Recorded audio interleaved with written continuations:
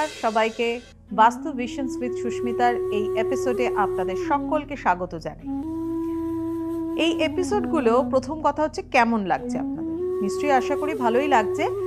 কি চান আরও এই এপিসোডগুলো থেকে, অ্যাস্ট্রোলজিক্যাল বা বাস্তু সম্পর্কে আর কি তথ্য জানতে চান, বা বাস্তুর আপনার বাড়িতে কোনো সমস্যা আছে সেই বিষয়ে কিছু জানতে চাইছেন, তাহলে আমাকে অবশ্যই কিন্তু কমেন্টস করে জানান।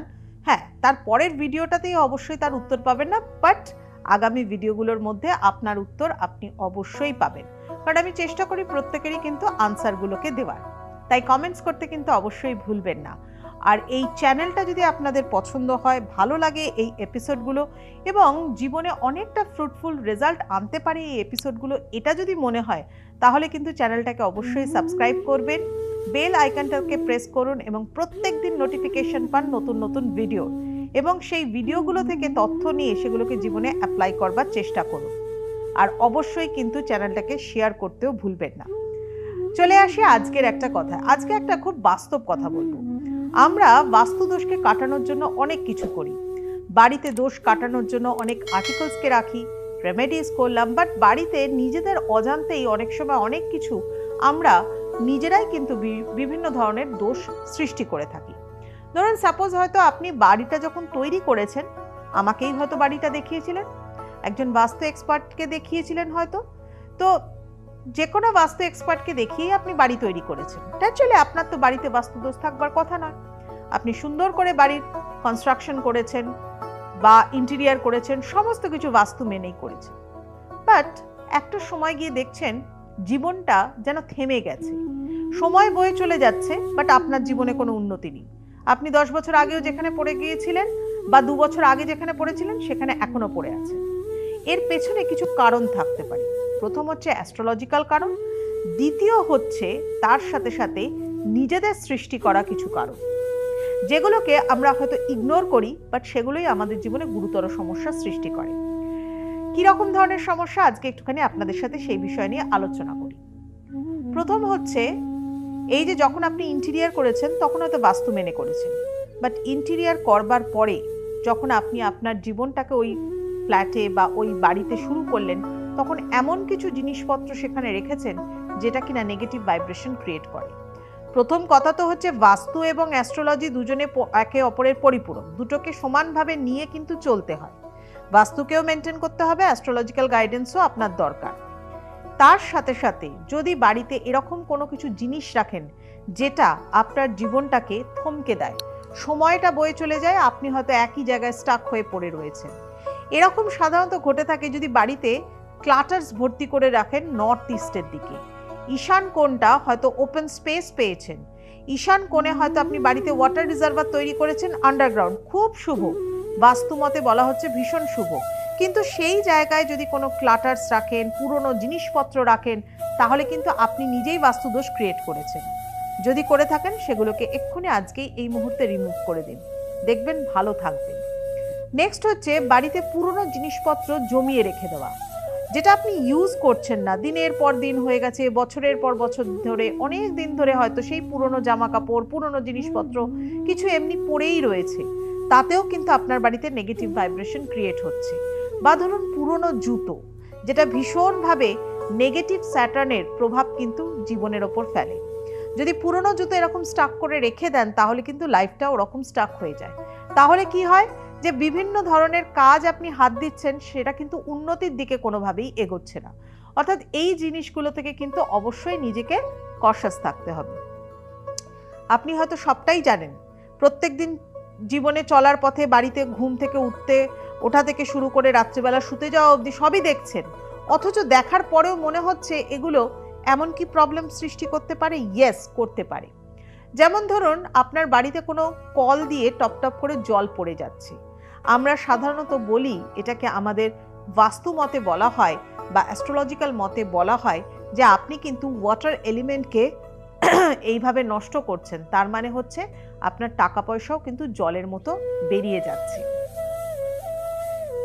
এই যে জিনিসটা আমি বললাম, এটা অনেকের বাড়িতে কিন্তু এরকম থাকে যে লিকেজ থাকে কোনো ওয়াটার রিজার্ভারে, বা ট্যাপ ওয়াটার থেকে টপ টপ করে জল পড়ে যাচ্ছে, দেখবেন কয়েক মাস বাদে দেখবেন সত্যিই তো পিছন দিকে যখন আপনি চিন্তা ভাবনা করবেন, সত্যি তো তখন থেকে দেখা যাচ্ছে টাকা পয়সা আমার জলের মতো বেরোচ্ছে, whereas টাকা পয়সা কিন্তু আমার হাতে থাকবার কথা, কিছুতেই আপনি সঞ্চয় করতে পারছেন না, এরকম হতে পারে। আবার ধরুন বাড়িতে মেটাল বেড ইউজ করছেন, so metal is a very good conductor of electricity. তো এইবার যখনই আমাদের জীবন এখন কিন্তু বিভিন্ন ধরনের ইলেকট্রনিক্স গ্যাজেটসে ভর্তি আমাদের জীবনে, বিভিন্ন জায়গায় ঘুম থেকে ওঠা থেকে শুরু করে রাত অবধি আমরা প্রথম তো হচ্ছে আমাদের হাতের ওই ফোনটা, অ্যান্ড্রয়েড বলুন বা আইফোন বলুন, যা কিছুই আমরা ইউজ করছি, বা আমরা ল্যাপটপ ইউজ করছি, আইপ্যাড ইউজ করছি, যাই ইউজ করছি না কেন, সব কিছুই কিন্তু ইলেকট্রনিক্স গ্যাজেট। আর ইলেকট্রনিক গ্যাজেট মানেই কিন্তু একটা ইলেকট্রোম্যাগনেটিক ফিল্ড তৈরি হয়, যে কারণে আমি সবসময় বলি এই ইলেকট্রোম্যাগনেটিক ফিল্ডকে ভীষণভাবে সোক করতে পারে হচ্ছে ব্যাম্বু ট্রি।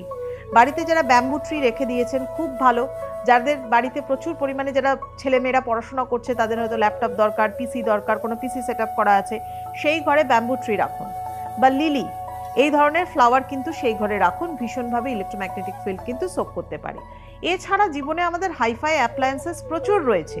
আপনি ঘুমানোর সময় মেটাল বেডে হয়তো ঘুমাচ্ছেন, এতে কি হয় যে ইলেকট্রনিক্স আইটেম থেকে বিভিন্নভাবে ইলেকট্রোম্যাগনেটিক ফিল্ড ওটা কিন্তু ট্রান্সমিটেড হয়ে যায় আমাদের জীবনে, এবং আমাদের শরীর টক্সিফাইড হয়ে যায়, আমাদের নাইটমেয়ার্স আসতে পারে, জীবনে বিভিন্ন ধরনের স্ট্রেস আসতে পারে, অ্যাংজাইটি আসতে পারে। এগুলোকে কাটানোর জন্য অবশ্যই মেটাল বেডটাকে অ্যাভয়েড করুন, তার থেকে বরঞ্চ উডেন বেড ইউজ করুন। আরেকটা ছোট্ট পয়েন্ট বলি, সেটা হচ্ছে এর সাথে সাথে বাড়িতে যদি হঠাৎ ইলেকট্রনিক্স জিনিস খারাপ হয়ে যায়, ইলেকট্রনিক্স জিনিস খারাপ হয়ে যাওয়া মানেই হচ্ছে কিন্তু আপনার একটা জিনিস আপনাকে সিগনিফাই করে, সেটা হচ্ছে আপনার টাকা পয়সা কিন্তু কোনোভাবে বন্ধ হতে চলেছে, কোনো না কোনোভাবে সোর্স অফ ইনকাম যে জায়গাটা সেটা কিন্তু ডিস্টার্ব হতে চলেছে, মানে লাইফ যে ট্র্যাকে এগোচ্ছিল সেই ট্র্যাকটাই ডিস্ট্র্যাক্ট হতে চলেছে। তো সেই জায়গাটাকে ঠিক করবার জন্য ইলেকট্রনিক্স আইটেম বাড়িতে খারাপ হলে সঙ্গে সঙ্গে সেটাকে সারিয়ে ফেলবার চেষ্টা করুন। এটা আমি বহুবার আমার ভিডিওতে কিন্তু আপনাদের জন্য বলে এসেছি। নেক্সট আর একটা আমি পয়েন্ট বলবো, সেটা হচ্ছে আমরা মাথা গরম করে ফেলি অনেক সময়, মাথা গরমের চোটে অনেক সময় অনেক অ্যাবিউজিং ওয়ার্ড আমরা ইউজ করে ফেলি, অ্যাবিউজিং ল্যাঙ্গুয়েজেস আমরা ইউজ করে ফেলি। মাথা গরম হতেই পারে, কন্ট্রোল করতে হবে নিজেকে, কারণ বলা হয় যে আমাদের জিহ্বার মধ্যে কিন্তু মা সরস্বতী বসবাস করেন। মা সরস্বতীকে রুষ্ট করা মানে হচ্ছে মা লক্ষ্মীকেও রুষ্ট করা। যারা এই গল্পটা, মাইথোলজিক্যাল গল্পটা জানেন না, তাদের জন্য আমি আরো ভিডিও করব, তখন অবশ্যই আপনাদেরকে এই গল্পটা বলবো যে সরস্বতীকে তুষ্ট করে লক্ষ্মীকে কিন্তু ঘরে আনতে হয়। এটা খুব স্বাভাবিক ব্যাপার।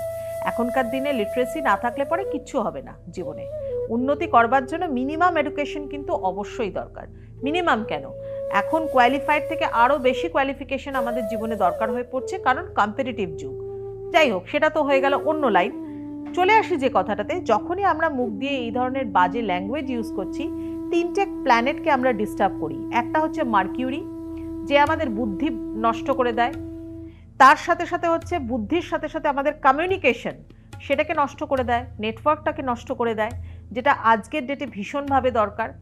তার সাথে হচ্ছে স্যাটার্ন নষ্ট হয়ে যাওয়া মানে কি জানেন, আপনার জীবনের ডিসিপ্লিন নষ্ট হয়ে যাওয়া, তার মানেই হচ্ছে আপনি যেভাবেই হোক না কেন আপনার দুর্ভাগ্যকে টেনে নিয়ে আসছেন। আর একটা হচ্ছে Venus. This is very important, কারণ আমাদের জীবনে লাক্সারি, কমফর্ট এগুলো আমরা প্রত্যেকেই আশা করে থাকি, কারণ আমরা প্রত্যেকেই কাজ করছি এবং প্রত্যেকেই আর্ন করছি জীবনটাকে সুন্দরভাবে চালনা করবার জন্য। আপনি হয়তো রোজগার করতে পেরেছেন, আপনি হয়তো ইকোনমিক জায়গাটা নিজের জীবনের ভালো করতে পেরেছেন, বাট সুখ কি আছে, লাক্সারি, কমফর্ট কি আপনার জীবনে আছে? এই যে এই ধরনের কিছু প্রবলেম আমরা নিজেরাই ক্রিয়েট করি না, সেগুলোকে কিন্তু আমরা নিজেরা কন্ট্রোল করতে পারি। এটাও কিন্তু বাস্তু রুলসের মধ্যেই পড়ে। প্ল্যানেটারি জিনিসগুলোও কিন্তু আমাদের অ্যাস্ট্রোলজিক্যাল রুলসের মধ্যেই পড়ে। তাহলে সেই জায়গাগুলোকে ঠিক করে, ইন্টেরিয়ার শুধু নয়, তার সাথে সাথেও আমরা ফার্নিচার্স যেগুলো ইউজ করছি, এমনকি বেডের হেডবোর্ড কোন দিকে রাখবেন, বেড যেটা ইউজ করবেন তার পাশে আপনি মিরর রাখবেন কিনা, এভরিথিং, এগুলো সবকিছুই কিন্তু বাস্তু রুলসের মধ্যে পড়ছে। মিরর বেডরুমে এমনভাবে প্লেস করুন যাতে বেডে শুয়ে তার রিফ্লেকশন মিররে না পড়ে। এগুলো মেনটেন করুন, তাহলে দেখবেন জীবনটা অনেক সুন্দর হবে। বাড়িতে ঘড়ি কোথায় রাখবেন? আজকে আর এই ঘড়ির কথাটা বললাম না, তার জন্য কিন্তু আমার ভিডিওসগুলো ফলো করতে হবে, এপিসোডগুলো আমার অবশ্যই দেখতে হবে, কারণ ঘড়ি নিয়ে অনেকেরই প্রশ্ন থাকে। প্রথম কথা হচ্ছে বন্ধ ঘড়ি তো রাখবেনই না বাড়িতে, আর ঘড়ি কোথায় রাখবেন সেটাকে জানবার জন্য অবশ্যই আমার ভিডিওগুলোকে আপনাদেরকে ফলো করতে হবে।